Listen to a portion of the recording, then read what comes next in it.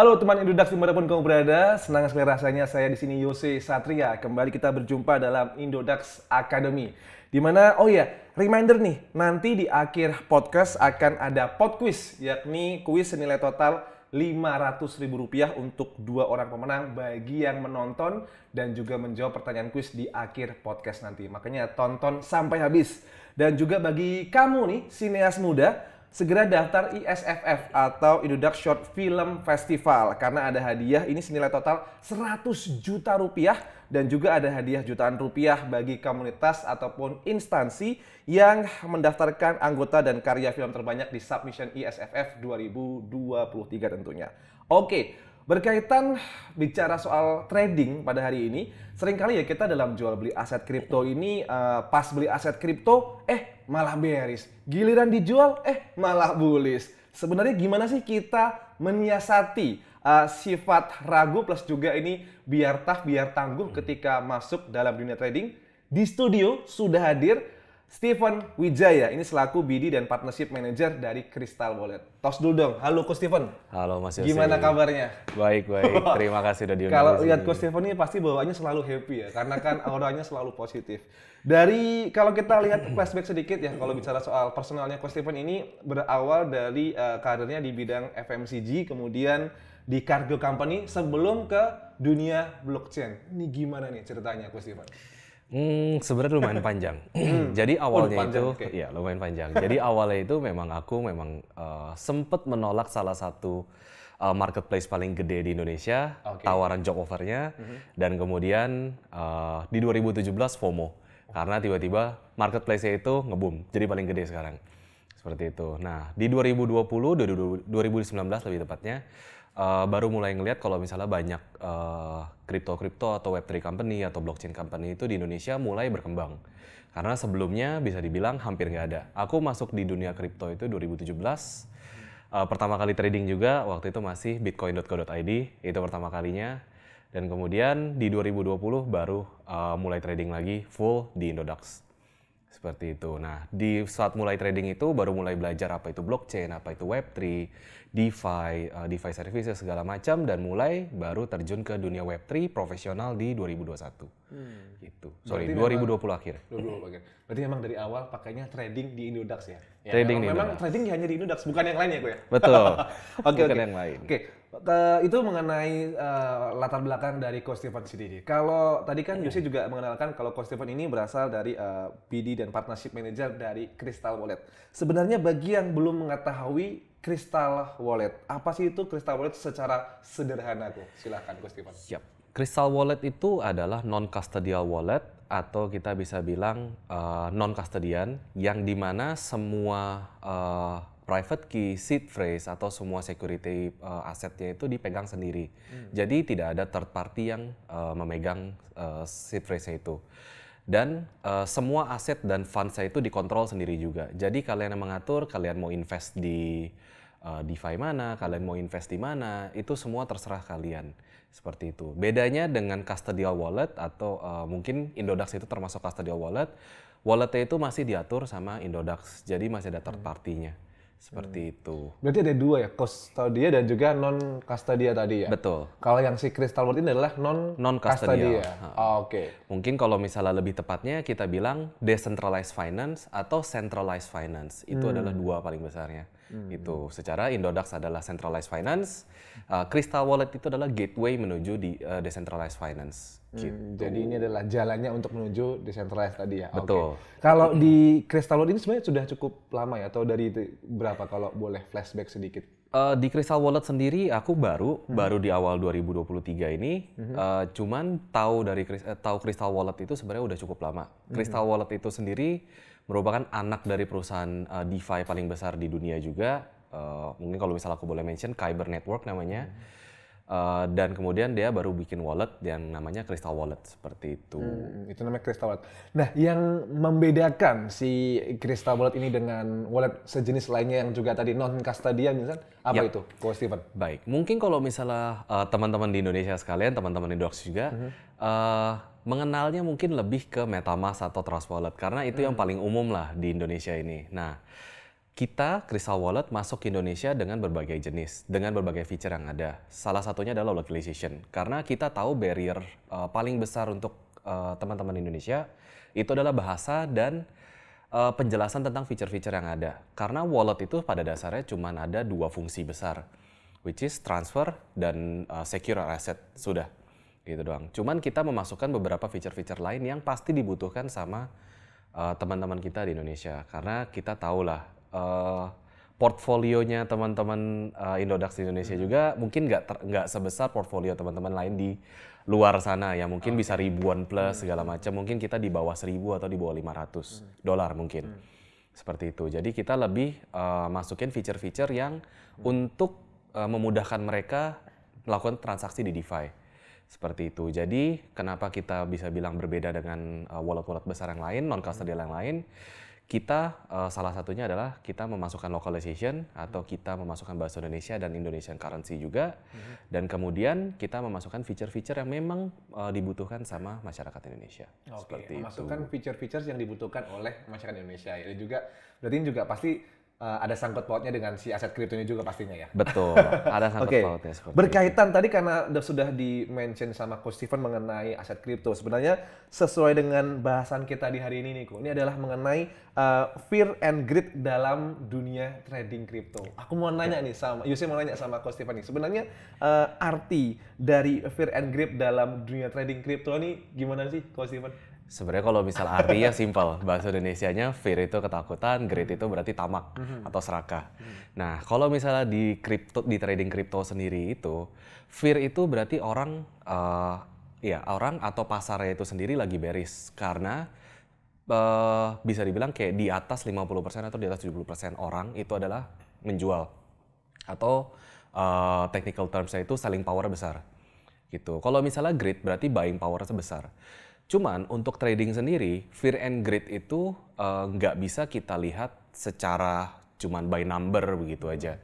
Karena fear and greed itu biasa number. Biasa kalau misalnya di bawah 30 itu sudah mulai fear, dan 30 sampai 50 itu ya normal, moderate, di atas itu baru greed. Ini maksudnya skalanya ya? Skalanya, gitu. Nah, cuman bukan berarti kalau misalnya fear, moderate, atau greed itu di saat kita jual, ikutan jual, atau di saat beli. Justru kalau misalnya aku sendiri, ya mungkin aku sendiri bisa dibilang trader yang cukup lama juga, di saat orang fear, apalagi extreme fear, itu adalah di saat aku beli justru.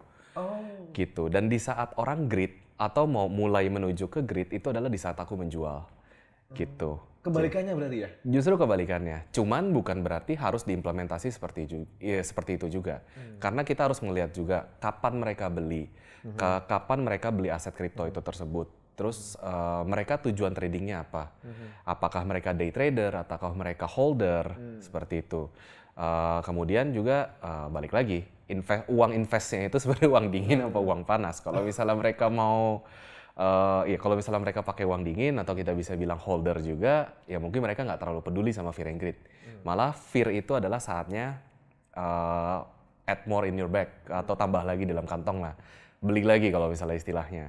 Seperti itu. Cuma kalau misalnya yang memang mereka uangnya panas, mereka mau make money, mereka mau cari uang dalam waktu singkat, ya mereka harus day trading kan. Seperti itu. Nah, makanya fear and greed itu sebenarnya untuk patokan setiap orang, cuman tergantung orangnya itu tipe tradingnya seperti apa, tipe investasinya seperti apa. Jadi ada baiknya kalian bisa jadikan fear and greed itu sebagai patokan, cuman bukan untuk semua orang. Jadi memang tertentu lah, orang-orang tertentu sesuai dengan tipe investasinya seperti apa. Seperti tadi Coach Steven sempat menyebutkan adanya uang panas, uang dingin. Kita juga sering mengingatkan nih Coach Steven buat teman-teman Indodax semuanya, bagi yang nonton, uang panas, uang dingin, jangan sekali-sekali menggunakan uang panas ya, uang buat kebutuhan sehari-hari, uang bahkan ada yang pakai uang buat dari pinjol kok untuk trading. Jangan ya, kita harapkan teman-teman semuanya bisa memahami dan juga pandai untuk memahami literasi bagaimana kita trading. Jangan sampai pakai uang panas, tapi pakai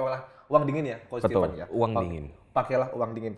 Kalau bagi si para trader ini, Coach Steven, dia mau maksudnya apa ya? Mengenali tanda-tanda adanya fear and greed, tahu oh ini udah kayaknya aku mulai fear and greed nih. Itu kapan sih kok ketika mau mengambil keputusan kah atau bagaimana, Coach Steven? Yap, sebenarnya untuk tanda-tanda itu sendiri udah mulai banyak sekarang ini. Mungkin kalau misalnya teman-teman Indodax sekalian join Telegram group, banyak Telegram group di luar sana mungkin seperti Whale Watcher atau di Twitter juga ada Whale Watcher juga, Whale Guru segala macam. Mereka itu memberikan insight. Mereka itu memberikan insight atau ya masukan, masukan ya, bahasa Indonesia masukan atau saran tentang misal ada beberapa ribu BTC dipindahkan dari wallet A ke exchange A atau dari exchange A pindahin BTC ke exchange B. Nah, sebenarnya itu poin-poin yang perlu dilihat. Itu cuman bukan berarti itu belum berarti fear and greed-nya itu akan berubah langsung saat itu juga. Karena fear and greed itu akan di aggregate dalam satu hari. Jadi misal hari ini ternyata selling power besar, baru akan berubah di besok. Misal hari ini greed 55 poin lah. Terus ternyata di hari itu juga tiba-tiba ada whale atau instansi dump semua BTC-nya atau semua tokennya. Di sini aku pakai terms BTC doang karena biasanya pasarnya itu bergerak banyak karena BTC ya. Patokannya BTC ya? Patokannya BTC. Nah, misal mereka banyak dump BTC dan kemudian mengakibatkan semua marketnya itu crash atau semua marketnya itu merah. Nah, besokannya baru berubah fear and greed-nya. Mungkin menuju ke 30 poin fear atau 35 poin fear. Seperti itu. Nah, makanya sebelum fear and greed itu keluar, kita udah bisa melihat sebenarnya dari beberapa analytical services yang ada, kayak misal Nansen, DeFi Guru, Llama Watcher, DeFi Watcher, DeFi Llama, segala macam. Nah, untuk melihat sebenarnya pergerakan itu seperti apa sih. Dan mungkin kalau misalnya di trading sendiri ada technical analysis, mungkin kita bisa ngecek juga berdasarkan technical analysis dari MACD-nya kah, dari MA-nya kah, moving average kah, ya segala macam. Seperti itu, tergantung. Berarti kalau harian itu patokannya apa nih kok? Lewat Twitter juga kah atau TradingView atau gimana untuk kita referensi dari seorang Coach Steven sendiri? Betul. Makanya fear and greed itu bukan jadi satu patokan utama. Jadi kalau bisa carilah minimal 5 patokan atau 5 referensi dari berbagai macam sosial media atau berbagai macam berita yang ada. Jadi nggak boleh berpatok sama fear and greed aja. Karena fear and greed itu sendiri ya bisa kita bilang FOMO, fear of missing out. Karena kalau misalnya orang lihat, wah ternyata hari ini fear, jual. Ternyata mereka cut loss dan besokannya ternyata bullish atau naik harganya. Sering tuh kok kayak gitu kok ya? Betul. Sering tuh kayak gitu tuh. Betul, sering, kebanyakan seperti itu. Karena mereka kurang mengerti gimana cara melihat atau cara membaca data analitik itu sendiri. Seperti itu. Karena fear and greed itu adalah salah satu dari analytical data. Itu bukan patokan untuk mereka beli atau jual. Jadi fear itu bukan berarti jual, greed itu bukan berarti beli. Malah kalau misalnya kayak tadi aku bilang, fear itu adalah saatnya aku beli. Kebalikannya ya. Mulai DCA sedikit-sedikit. Extreme fear itu pasti aku akan total beli. Gitu. Extreme fear yang paling parah di tahun ini, di tahun lalu itu di angka 15 apa 12 gitu. Nah, itu aku beli banyak banget. Nah, BTC atau apa nih? BTC. Oh, okay. Nah, itu BTC pas lagi di 15.000. 15.000. Wah, gitu. Berarti sekarang naik banget dong. Iya, naik jauh. Udah 2 kali lipat. Gitu. Okay. Makanya bukan berarti saatnya beli atau jual. Jadi tergantung performance-nya sendiri, terus tergantung modal yang mereka punya juga, dan tergantung ways of investment-nya mereka. Gitu. Berarti persiapan halving Bitcoin tahun depan atau 2025 awal dari Coach Steven udah DCA ini ya, dollar cost average dan sebagainya ya? Betul, udah persiapan dari lama. Gak cuman Bitcoin, cuman banyak juga token-token lain yang aku beli, koin-koin yang lain aku beli. Oh, mungkin saran untuk kalau misalnya yang mau melihat fear and greed, jangan pernah melihat dari trending coin di hari itu. Kayak misal ngelihat dari coin market cap trendingnya apa. Jangan pernah melihat kayak gitu. Karena ada 2 pilihan. Either kita ketinggalan kereta atau kita udah beli di pucuk. Seperti itu. Di pucuk. Oh, gitu. Itu berpengaruh juga kok ya untuk ketika kita mengambil keputusan di hari itu, saat itu juga ya? Betul. Kalau misalnya untuk ngambil keputusan di hari itu pengaruh banget. Makanya jangan pernah depend on trending coin. Seperti itu. Makanya untuk trading itu sendiri kita harus melihat dari berbagai jenis sisi lah, dari berbagai sisi. Faktor-faktor kita mau beli apa, mungkin yang paling besar sekarang Itu faktor news. Mungkin kayak terakhir yang paling besar XRP itu menang pengadilan dari SEC segala macam dan kemudian mengakibatkan tokennya langsung naik tinggi. Itu udah defy all technical analysis soalnya. Kayak kalau misalnya TA-nya mungkin kayak masih terus ke bawah ternyata menang, tiba-tiba bullish sendiri naik ke atas gitu. Jadi tetap berita itu bisa kita bilang salah satu faktor paling penting atau choice paling penting untuk buat kita. Buat kita untuk tentuin pilihan kita mau beli atau kita mau jual. Berarti faktor untuk Stephen ketika kita mau mengambil keputusan beli atau jual itu banyak ya. Salah satunya adalah si fundamental news tadi ya. Betul, banyak. Jadi let's say kayak aku mau beli sekarang. Aku misal udah melihat nih mau beli token apa. Let's say kayak aku mau beli Solana atau Matic. Nah, Solana aku udah lihat dari kemarin waktu dia turun dari $24 ke $19, kemudian turun langsung di bottom point-nya itu $12. Nah, aku udah pasang jaring itu di $13. Gitu. Kenapa? Karena aku udah lihat memang itu saatnya mereka jual dan kemudian mereka saatnya itu juga ada waktu itu ada congestion. Congestion itu ada lagging lah, ada lagging di blockchain-nya mereka, jadi menyebabkan semua transaksinya itu lama. Nah, fear-nya itu banyak banget. Makanya balik lagi aku bilang, saat mereka fear, di saat itu aku beli.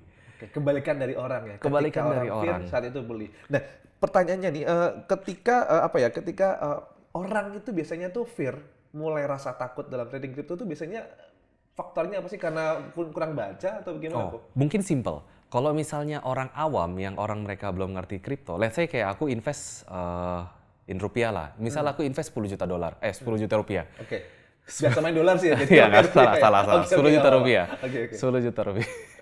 10 juta rupiah. Terus besokannya aku mulai naik jadi 10 juta 50 ribu atau 10 juta 100 senang. Terus besokannya tiba-tiba orang dump jadi 9 juta. Pasti orang panik karena mungkin walaupun itu uang dingin atau uang panas ya, pasti orang akan ada panik dulu karena mereka first time trader lah di kripto. Wah, kenapa tiba-tiba turun nih? Apa yang bikin turun? Dan mereka nggak tahu alasannya bikin turun itu kenapa.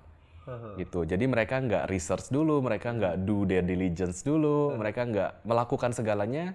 Kemudian mereka ketemu sama, misal kayak ketemu sama Twitter kayak hari ini fear-nya itu di 18, orang semua jual dan mereka ikutan jual. Kesalahan justru terbesarnya seperti itu. Kebanyakan seperti itu kalau misalnya yang dari aku tahu. Jadi mereka melihat fear and greed itu justru malah buat jual, padahal nggak seperti itu. Karena pada dasarnya mungkin aku bisa bilang kripto dan stok itu nggak berbeda jauh lah. Crypto market dan stock market itu nggak berbeda jauh. Apa yang naik pasti akan turun. Apa yang turun kalau misalnya selama itu masih ada demand-nya pasti akan naik lagi. Karena selama ini ketika kita melihat media sosial, Twitter misalnya misalnya dari CoinMarketCap atau dan Telegram misalnya, itu beberapa kali ketika melihat, sepertinya akan turun, kita jadi ikut kepampam gitu, Stephen. Jadi kita akan mungkin juga analisisnya belum begitu dalam ya kalau untuk orang awam ya, Stephen ya. Makanya kebanyakan orang awam itu mereka lebih banyak ngelihatnya ke FOMO, kayak by the way, disclaimer, ini yang kita bahas ini adalah untuk token-token yang liquidity-nya besar dan stable ya. Bukan untuk token micin. Jadi kalau misalnya bukan untuk token micin. Token micin itu nggak ada fear and greed. Fear-nya itu cuma satu, kapan mereka di rug pull. Udah itu doang. Seperti itu. Nah, ini semua untuk token-token yang besar. Let's say kayak BTC, NIR, Solana, Matic, Ethereum, segala macam. Kebalik lagi ke yang token micin itu tadi, mereka aplikasikan apa yang ada di token micin ke stablecoin atau mereka yang ke koin atau token yang liquidity-nya besar. Karena itu adalah dua yang berbeda.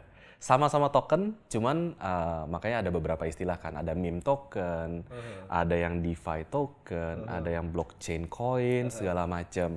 Seperti itu. Nggak bisa meme token atau koin-koin micin itu semua TA-nya dan analitiknya diaplikasiin ke stablecoin atau koin-koin yang liquidity-nya besar. Nggak bisa. Nah, dan sayangnya kebanyakan teman-teman kita di Indonesia, mereka lebih mengenal koin micin daripada koin-koin yang besar.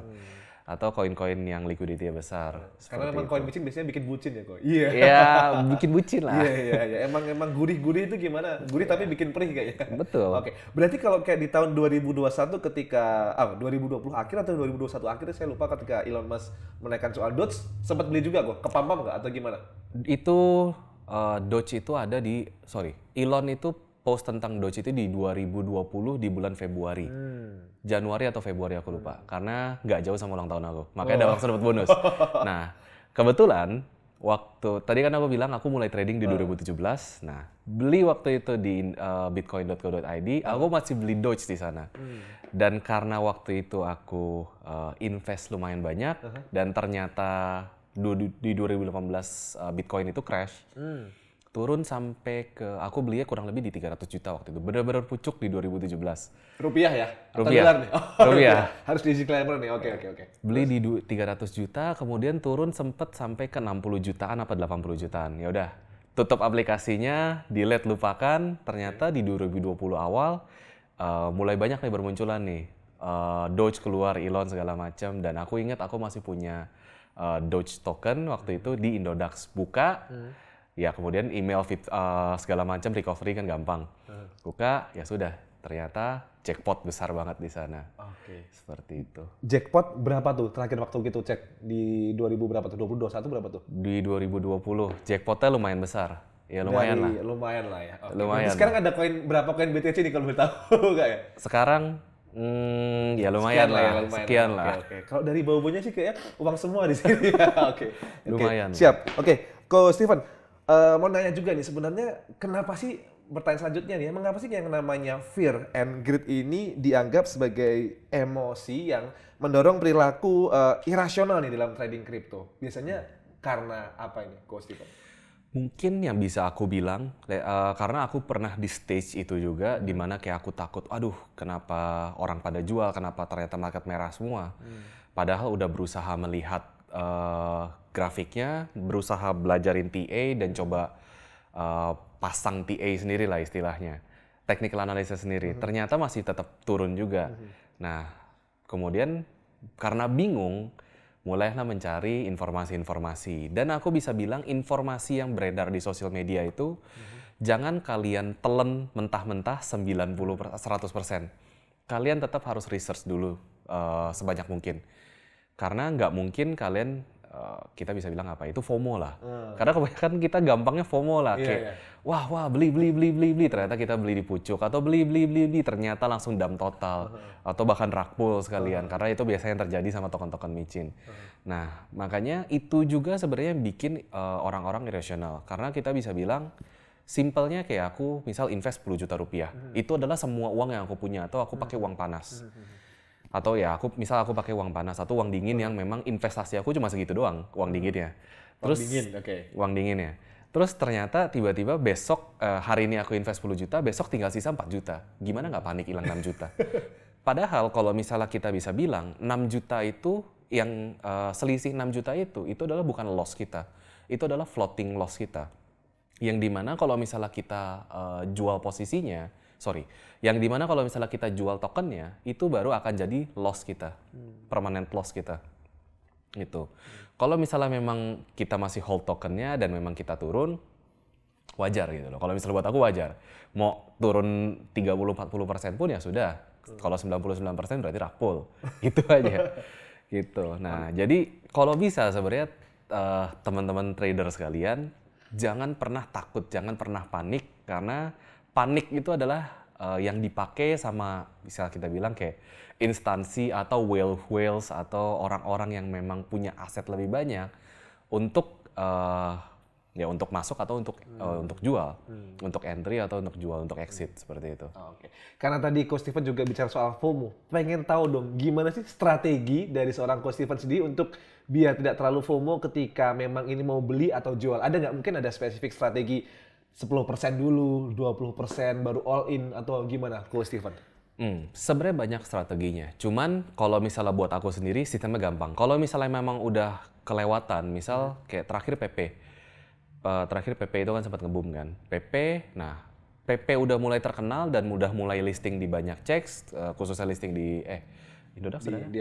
Ya, khususnya listing di Indodax juga. Nah, aku justru nggak mau beli. Karena aku justru nggak mau beli. Karena dari awal aku udah nggak tahu. Jadi udah kelewatan. Jadi aku nggak mau ambil resiko untuk untung kayak misal cuma 5-10% dan aku nggak tahu kapan dia stop. karena udah jauh gapnya ke belakang. Misal dari harga initial price-nya dia cuma 0, saya kayak cuma Rp1 lah.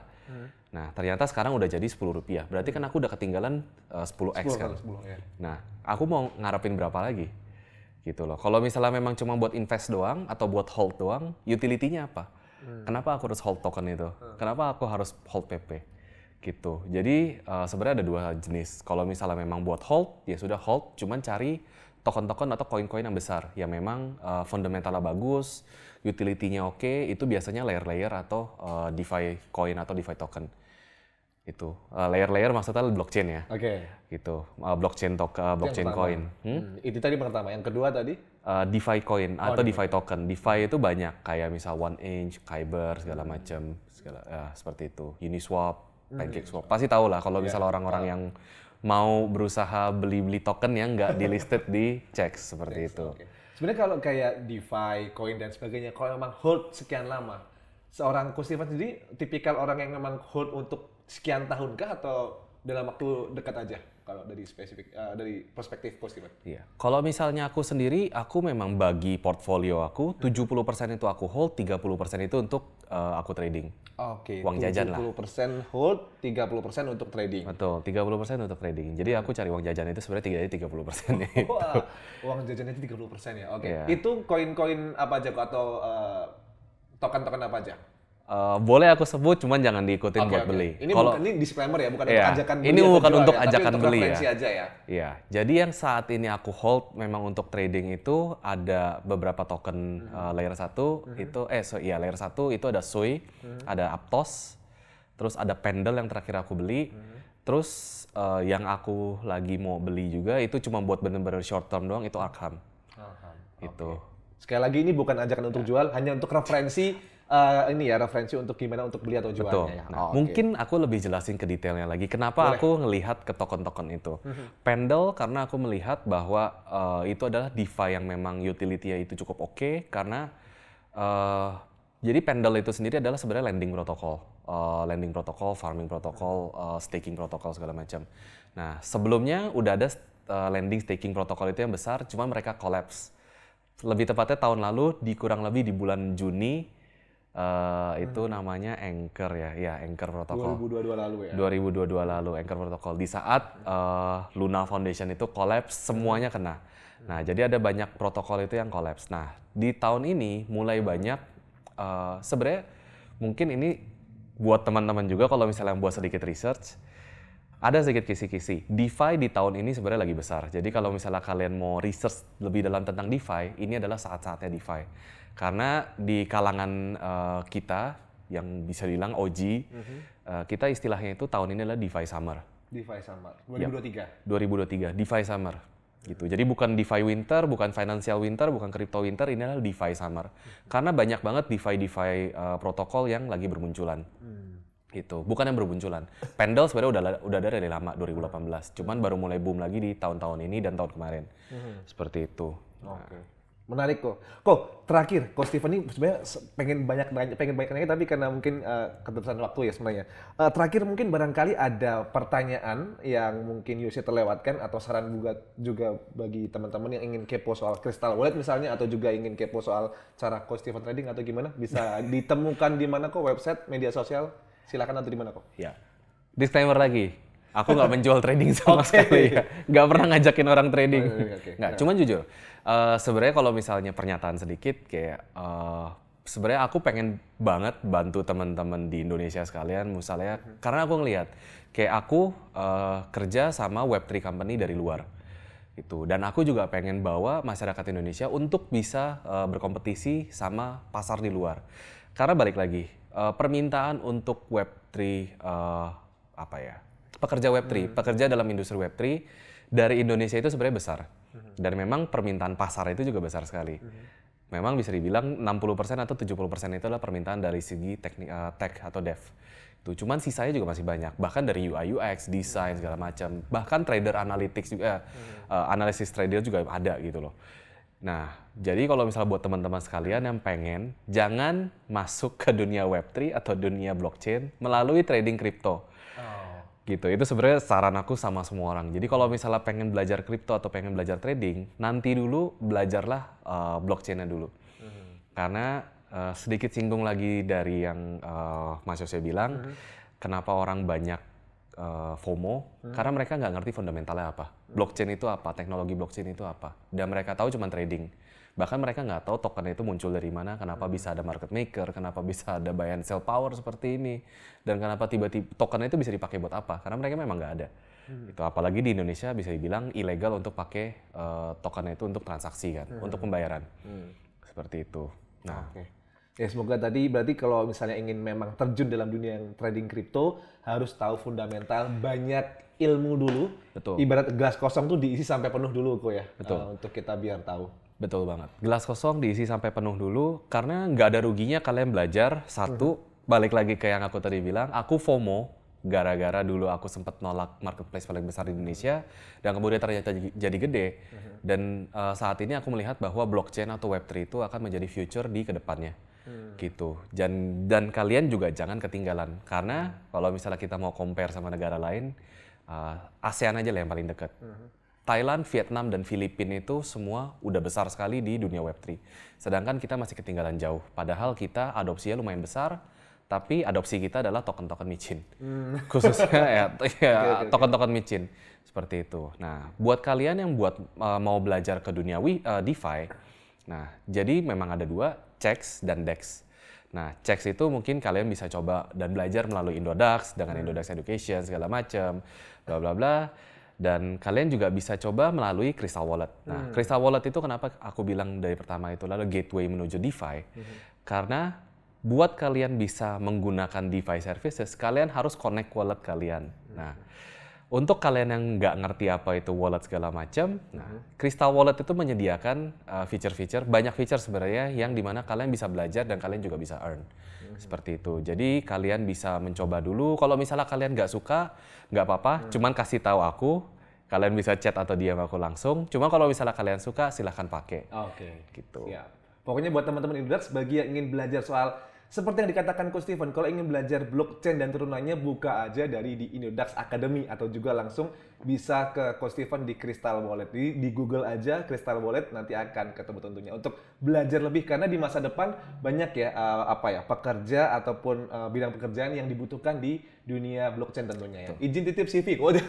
Oke, terima kasih Coach Steven atas penjelasannya. Ini intinya materi kita di hari ini tentunya bisa dapat membuka value baru, pengetahuan baru juga, nggak cuma soal trading kripto, nggak cuma free and clear, tapi juga bagaimana bidang pekerjaan dan masa depan dari blockchain tentunya. Dan terima kasih untuk Coach Steven dari BD dan juga Partnership Manager Crystal Wallet sudah menjawab pertanyaan mewakili rasa penasaran dari teman-teman semua. Sekali lagi thank you Terima kasih Mas Yose. Dan juga sesuai janji Yose, di mana di podcast ini akan ada pod quiz dan berikut adalah pod quiz, pertanyaan quiz untuk podcast di edisi hari ini. Berikut pertanyaannya.